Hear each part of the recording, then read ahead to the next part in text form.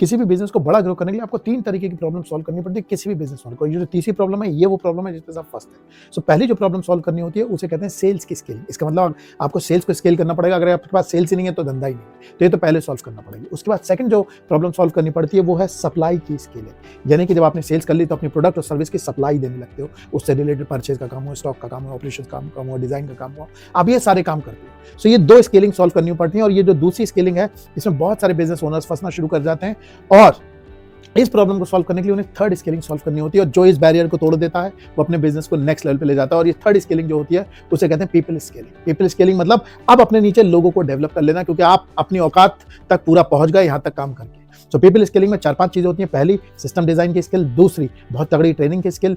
तीसरी, बहुत तगड़ी मेंटरिंग की स्किल।